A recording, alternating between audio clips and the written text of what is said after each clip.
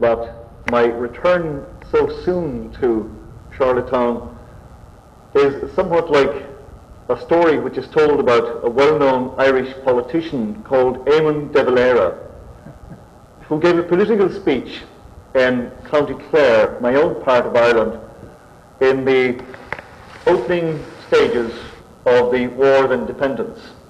And of course, de Valera, being a nationalist physical force politician, in the midst of his political speech, was suddenly arrested by the police.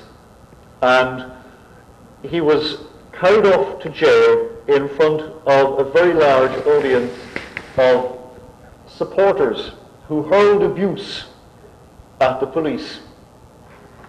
And after about 4 years, de Valera returned to the same town to give another political speech.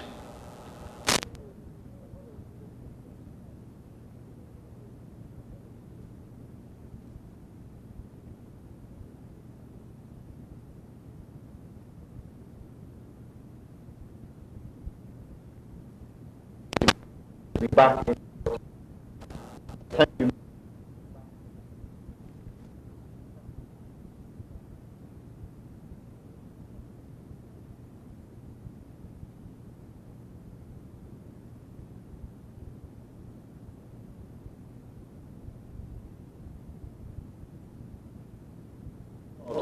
And earthly heretics.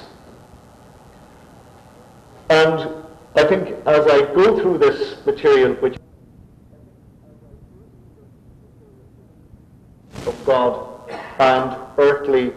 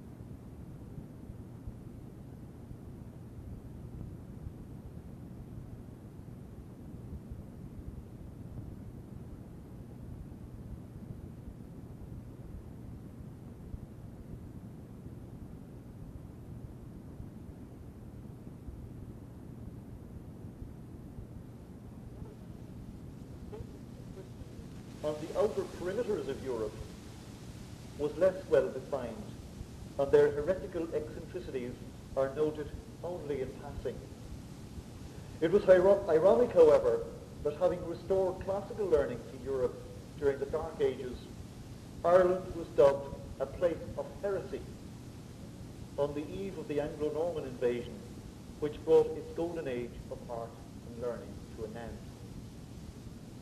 The location of Ireland on the northwest coast of Europe has often been described as peripheral. Indeed, some would even say isolated. Of course, this may be true from a land perspective. Ireland was a maritime country, and it occupied a pivotal position in a maritime world which stretched from Coptic Egypt all the way to Scandinavia. The earliest Mesolithic settlers arrived in Ireland about 6,000 years before Christ. They crossed the narrow strip of water between Scotland and County Antrim, and they spread along the coast and up the River Bann to Lough Neagh. These Mesolithic hunters left their own artistic impressions on the landscape, not least in Carramore in County Sligo, which we see here on the first slide. Sorry, this is not the first slide. This is the second slide. Now, this particular site was recently excavated by a crew of Swedish archaeologists in Ireland, and these are perhaps among the oldest Mesolithic circles in northwestern Europe. 2,000 years afterwards, Neolithic farmers arrived using the same route, while more arrived from the south, hugging the Atlantic coastline from Iberia and Brittany. Shortly after the earliest metalworkers established themselves at the end of the second millennium, a trade route for Irish axes, daggers, and halberds linked Ireland with Cornwall, Brittany, Spain, and North Africa.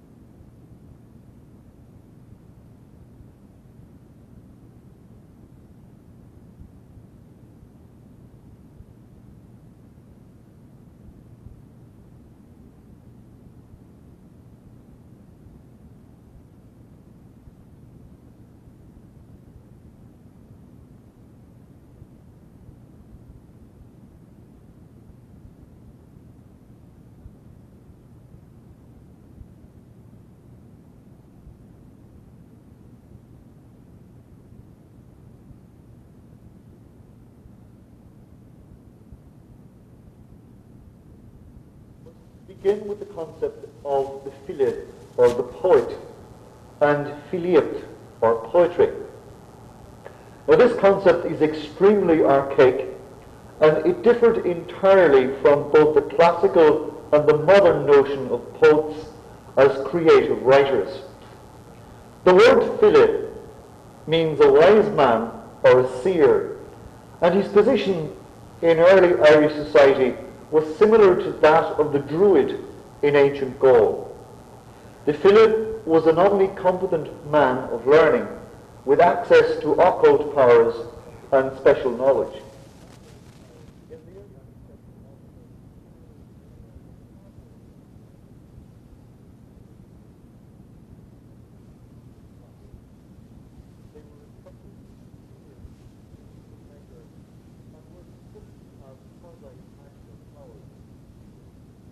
One of the responsibilities of the phile caste was the preservation of Shanta, or ancient traditions, which included tribal and dynastic origin legends, mythology, genealogy, and tales of migration. They were also the chief functionaries at royal inaugurations, where they conveyed sovereignty to the new king. In turn, their kingly praise poems are the external sign of his righteousness and the king's justice. On the other hand, their satire, like excommunication, signified the withdrawal from that righteousness. The poets were also the guardians and the expounders of early Irish law, which was based on the immemorial customs of society. With the introduction of Christianity, which they appear to have opposed, the poets lost some of their ritual functions. However, the Christian church and the poets eventually came to terms, though the latter still retained their high standing in society and their original occult aura.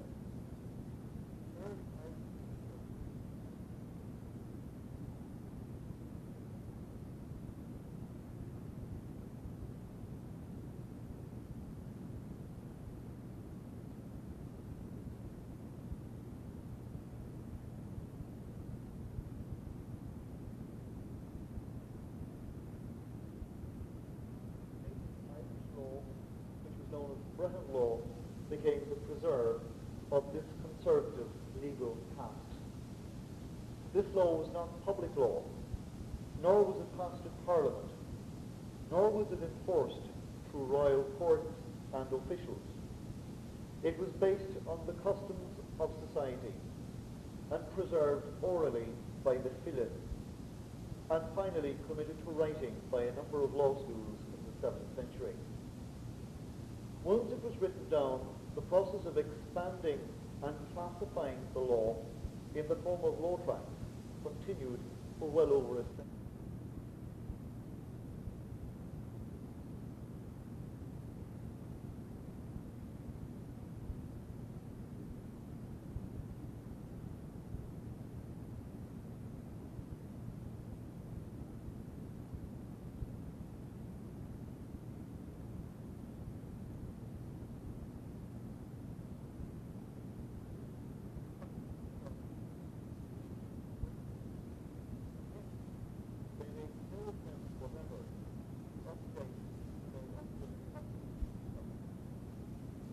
Preservation of Shantas, traditional historical law, continues to remain the preserve of the phile. In this capacity, they were the custodians of tribal systems, oral society,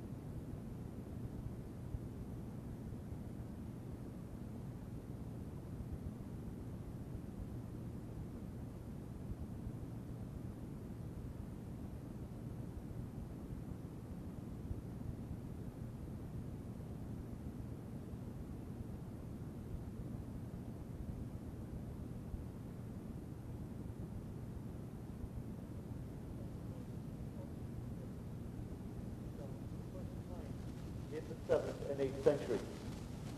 While some of these tales contain a mixture of genuine history and symbolic fiction, their function is propagandized rather than other tales.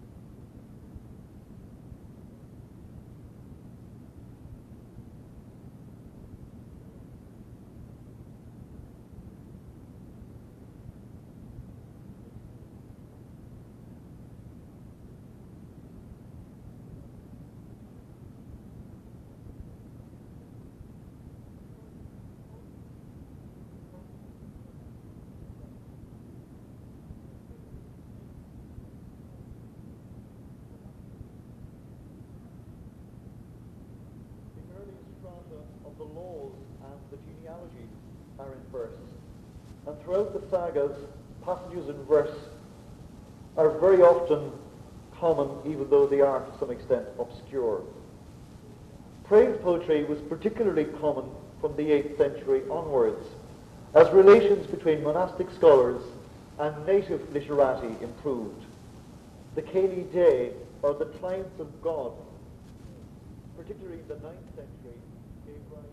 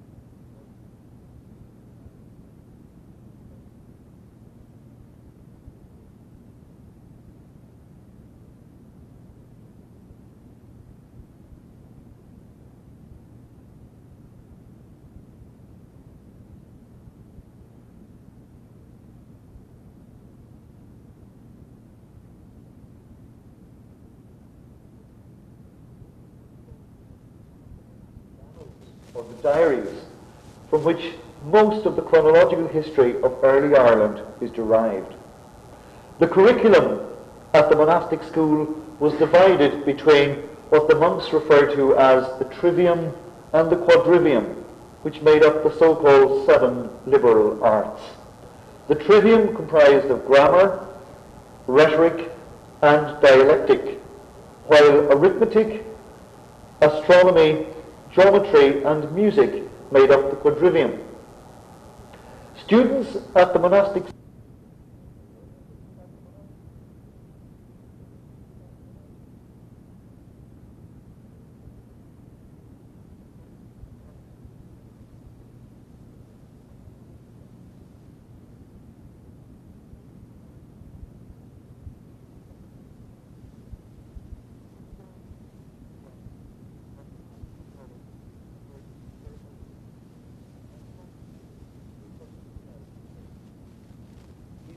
sacred languages encouraged Irish scholars in their pursuit of Greek and Hebrew vocabulary. Virgil also enjoyed popularity among Irish monastic scholars.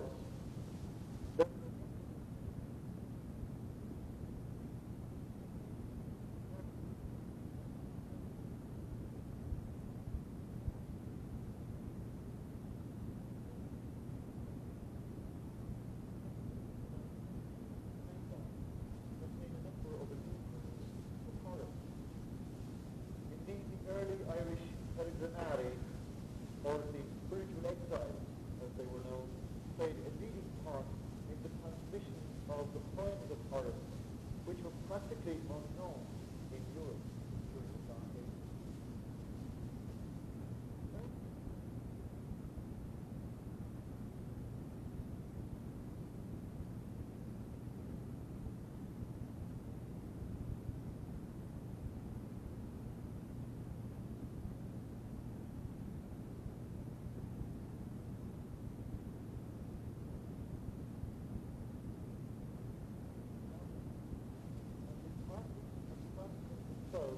Were respected members of society. They used their tongue with great variety, in the same way as the Irish scholar liked to play with words. They understood how to juxtaposition the matte surface of a stone, like amber, with the smoothness of mille-fiori. At its best, their use of colour was flamboyant, without being unduly crude. Above all, they could produce the most complicated and exquisite detail without losing sight of the controlling design. Irish artists use their talent on a variety of materials and objects. The most familiar are obviously those.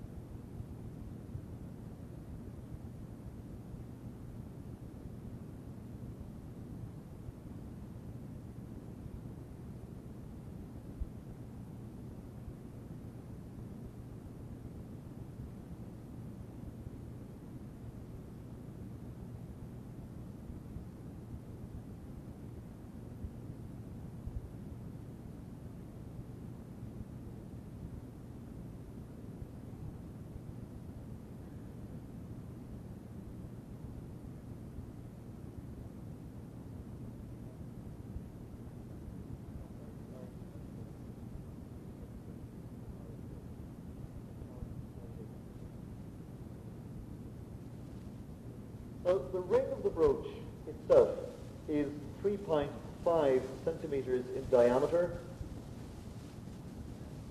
and it is prepared on the front and on the back with a series of raised frames made to hold small panels of filigree.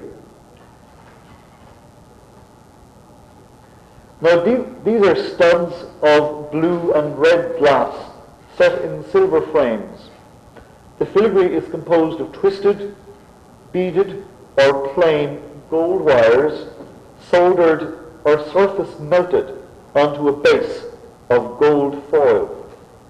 These filigree panels are held in place by a process known as stitching, a technique by which claws are cut in the frame and they fold over to clasp the filigree panel. The back is decorated with panels of gilt chip carving, two nearly flat discs of enamel glass, and sunken spiral patterns. Now here you see added to the hinge, which contains the chain, which connects the chain to the brooch, are two tiny human faces. Reptiles feature on the front framework. Although some royal courts had resident metalworkers, not all of the great monasteries had artists of the caliber of the man who made the Ardagh chalice, which dates also from the 8th century. Here we're looking at the chalice from the frontal view. The chalice simply comprises of a large cup and a spherical foot of beaten silver united by a metal rod. The edge of the cup is strengthened by a brass roll on which the upper ends of the two handles rest. Here you can see it, I hope.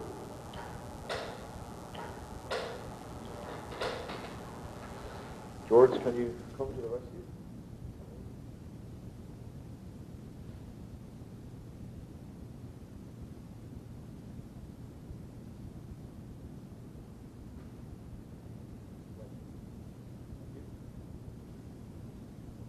Here we have an example of the wide use of red and enamel.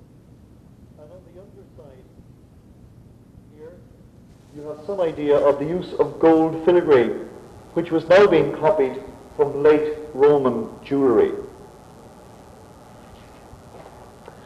By the end of the 6th century, the monastic scriptoria were sufficiently well established to allow the scribes to develop a tradition of calligraphy. Irish calligraphy is very different from the degenerate continental scripts of late antiquity. In approaching the splendour of Irish manuscripts in the 8th century, I think it's important to imagine an experienced and a sophisticated scriptorium in contact not only with Northumbria and Pictland, but also with the Carolingian mainland and the other art cultures, especially the art cultures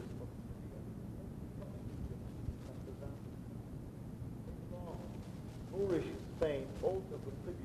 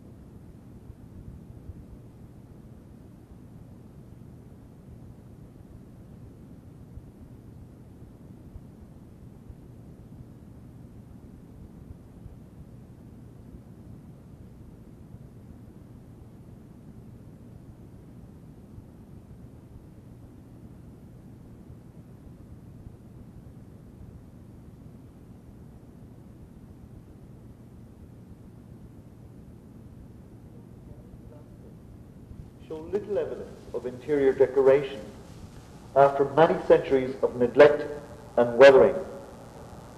The most distinctive and widespread architectural monuments, particularly of the Celtic monastic period, are the round towers, which date from the Viking period in the 9th and 10th centuries. Here we have an example of a round tower fully intact at Glendalough in County Wicklow. About 80 towers survive in Ireland, as well as a few in eastern Scotland. Tall and slender, they vary in height from about 70 to 120 feet, and towers which are still intact retain a distinctive conical roof, which we can see here in the case of Glendalough. The single door is set about 15 feet above ground level and could only have been reached by a movable ladder, which underlines their function as a place of refuge during Norse and Irish raids. Probably derived from continental models, the Irish round tower also served as monastic belfries and watchtowers. The technique of stone carving is quite independent of metalwork in early Christian Ireland, although motifs are often interchangeable. Like manuscript illumination,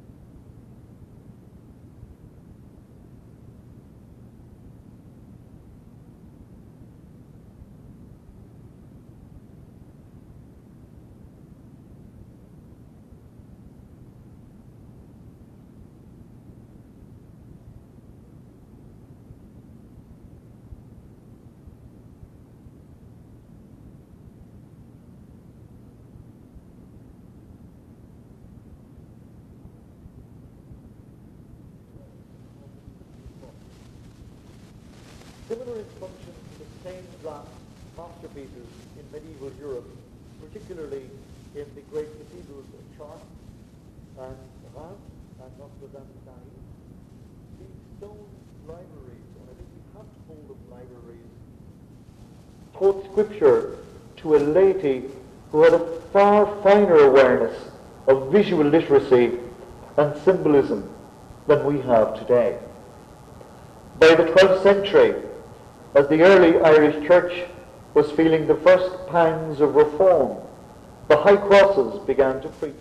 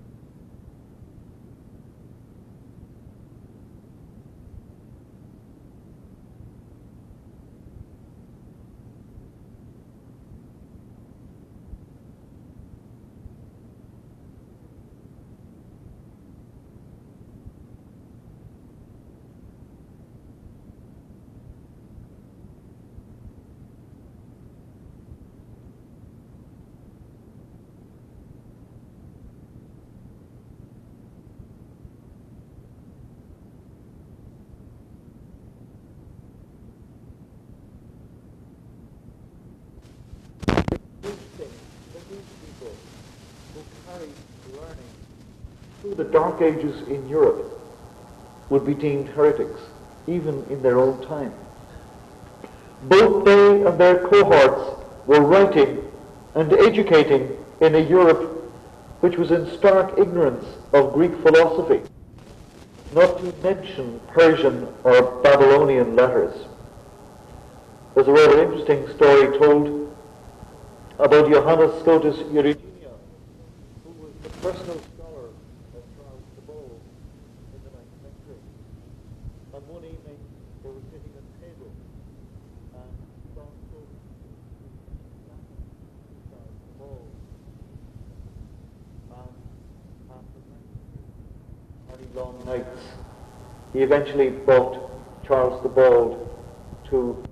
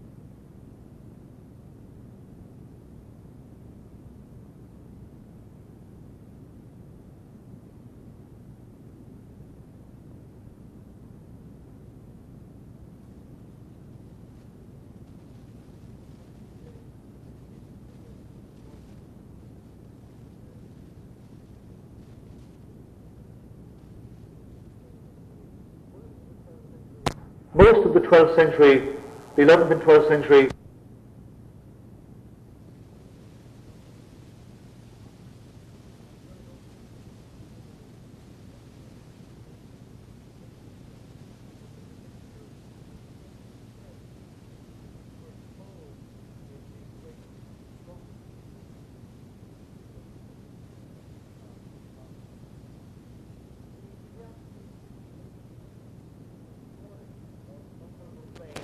of Cormac MacCarthy, King of Munster, and his Romanesque chapel was consecrated here in the year 1134 in the presence of a great assembly of dignitaries.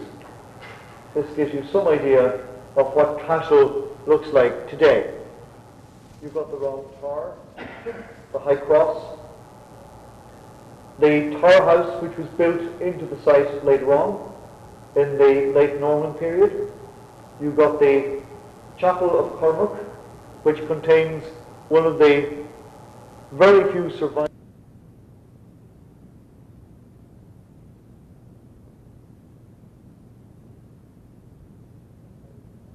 ability of Irish art to incorporate a whole panorama, as it were, of artistic influences.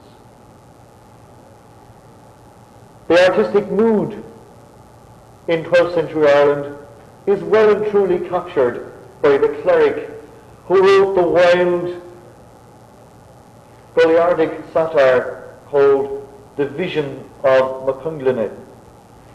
This is, with all due respects, the medieval precursor of something which perhaps we have read later on in the works of James Joyce.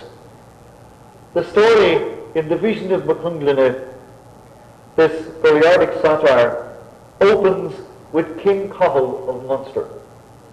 Now, King Cathal of Munster has been possessed by the demon of gluttony, and the king's affliction is cured by a vision, which is revealed to the scholar Macunglinne.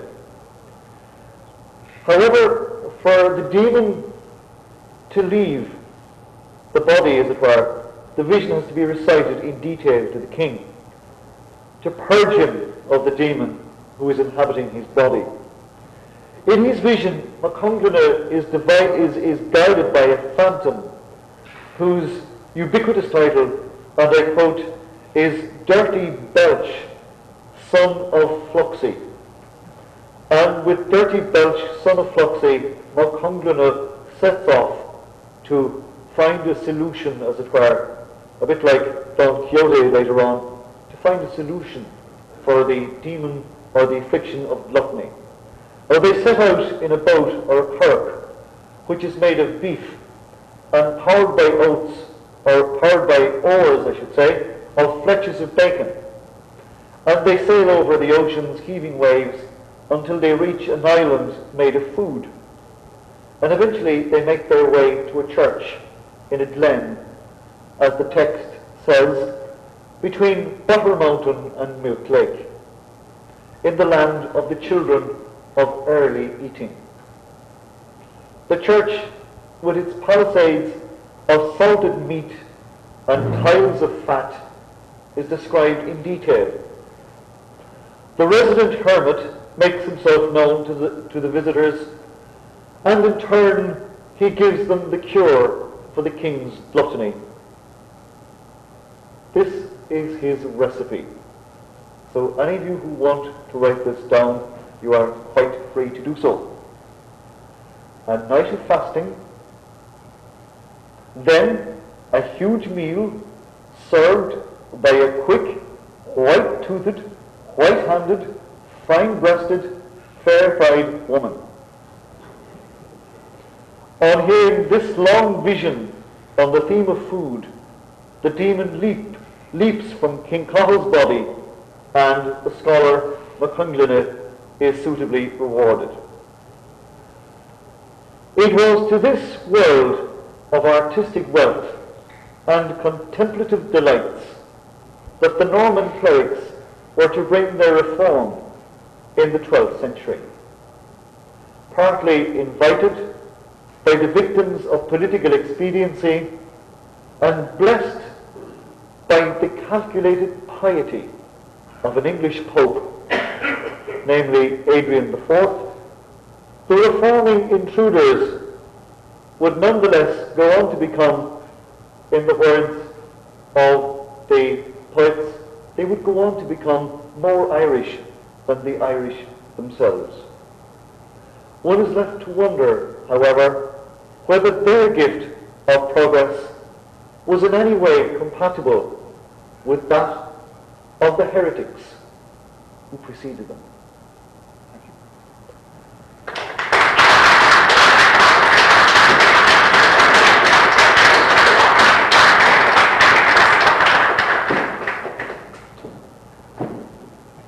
If any of you have questions or would like to raise a point or disagree with me or tell perhaps a better joke than we heard from Macunglinne, I would certainly be glad to hear them.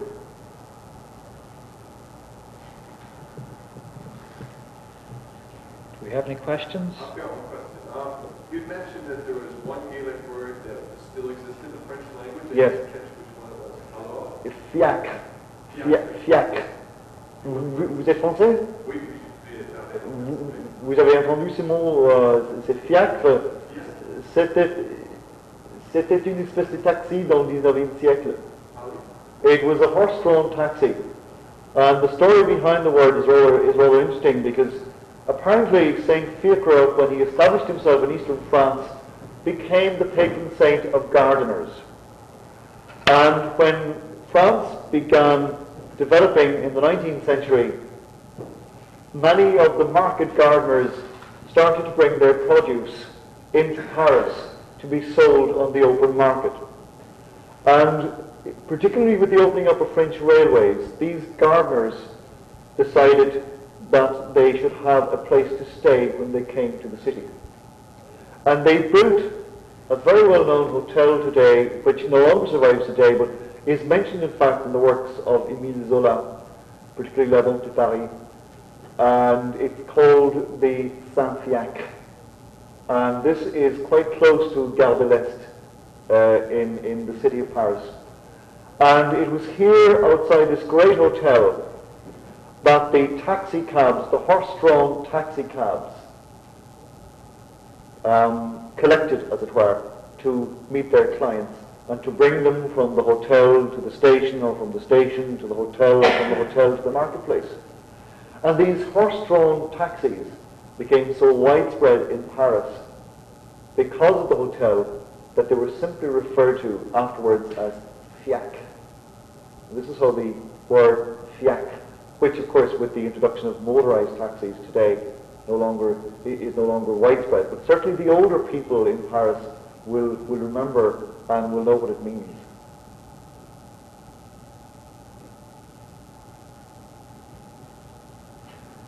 Anybody else have a question? Or I should perhaps apologize to some extent for the slides. I have many slides, and it was a question of picking 20 odd slides which could be spoken about in detail. Perhaps I should have maybe brought more slides and explained less, but I think it's important to see the art in terms of the society as well as the society in terms of the art. Because early Irish art and learning is like letting, with all due respect, a hungry man loose on a table of good food, served with or without the fair, charming lady in the process. I have a question for you. It's not directly on your talk, but related. You alluded early to, as you go further back in Irish history, the historical truth or history and myth sort of become intermingled there. It's difficult to see where one ends and the other begins. But in that context, I was wondering about people like Cuchulainn and Conn of the 100 Battles and those kind of people. Are they based on any real historical people, or are they completely myth, or do we know the answer? I would say that the important point is that not so much whether they're based on real historical people, but they're based on archetypes which were important to the society for which they were composed. It was very important in early Irish society because it was a patriarchal society. It was a warrior society. So perhaps in the same way as and this is a bad comparison, and I accept the fact that it is a bad comparison, perhaps in the same way as the romantic hero or the Rombo type or whatever stereotype exists, for example, in the popular culture of today. Cuchulainn was a popular stereotype in early Irish warrior society. The idea of being able to sleep, as it were, with so many heads of so many Connacht men under your feet at night was in itself an appeal to a particular warrior stereotype. And the answer really is that there is no boundary between myth and history in our scientific sense of the word in early Irish literature. The important point is that the myth and the stereotype and the proto-history are all part of the imagination, the popular fantasy, as it were, of entertainment. Because the whole purpose of this, like any good television show today, was to entertain. And in fact, in more recent times, the people who told Fenian stories and who told stories of the 100 Battles or of Cuchulainn, these storytellers would start, for example, on a Monday night with an assembly around the fireside, and their story may very well take 5 nights to complete. And you were talking about a wonderfully rich oral culture who had this sense of oral fantasy, excitement, imagination, allegory, and all the wonderful things, as it were, that scholars of English literature find in Shakespeare, or scholars of French literature find in Madame Bovary. We have all of the same type of, as it were, literary forms and imaginative wealth in the oral literature of early Ireland, some of which has survived down to the present day. I remember, certainly as a child, growing up in the west of Ireland, hearing old people, certainly I can remember 2 old people in particular who told Fenian stories, and these stories were simply delightful. And this was in an Ireland where television was just arriving. This was in the 60s. And these guys eventually had a hard time dealing with the new television culture, but certainly their stories were wonderfully inspiring and had that same sense of myth and stereotype and excitement and appeal to an imagination which was as much a warrior imagination today as it was then.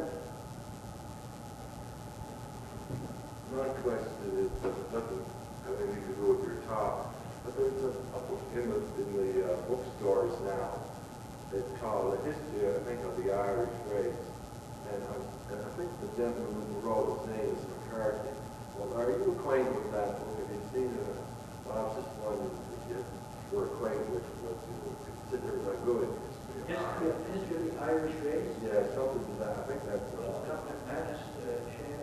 He could well be McManus. perhaps it was McMahon. Yeah. I think that for anybody approaching Irish history initially, particularly for people of Irish extraction who want to have one single textbook which can lead them through the various stages of Irish history, I would strongly recommend a book called, and you can write to the publisher for this. The publisher is Mercier Press, Mercier, M-E-R-C-I-E-R, Mercier Press, and the address, forgive me for using a public podium as it were to advertise, the address is Bridge Street, Mercier Press, Bridge Street, Cork City, Cork, Ireland. That will get the publisher. The name of the book is called A Course of Irish History. A Course of Irish History. And it's edited by 2 of the finest historians of the latter part of the 20th century, F.X. Martin, a well-known medieval historian, F.X. Martin, and Moody, M-O-O-D-Y, is the second editor. Price is probably something in the region of about $30, $35, but it's got all of the various sections that were prehistorical, archaeological, geographic introduction, and then it moves through the various historical phases. And for my money, as an introductory, all-round, good, as it were, only competent textbook, it's excellent. Okay. Of course, there are various other textbooks as well, which may, have merit in particular areas. But as a general broad textbook, that is really it's a good deal. Does anybody else have any points to raise or questions? I think you've had a lecture in this series already on the Book of Kells, a detailed lecture. Last year. Last year. Yeah. if there are no other questions, we'll give you one last chance. It doesn't have to be right on the topic tonight, but if you have a question in general. If not, the hour is getting late, and I want to thank all present here for persevering. Yes, Dr. indeed. Gearóid Ó hAllmhuráin for journeying all the way from Antigonish today in not the best weather.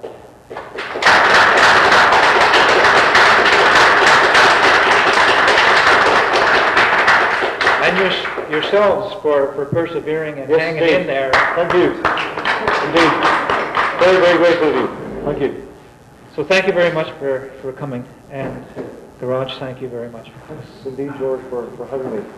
I must say it was really encouraging to see so many people and so much patience, you know.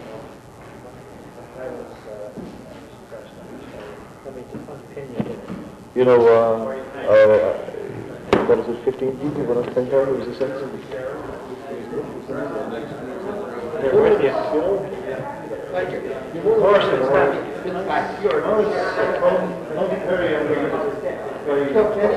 Yes, Darren Kilkenny too. Yes, Darren. Yes, I'm not sure, but I...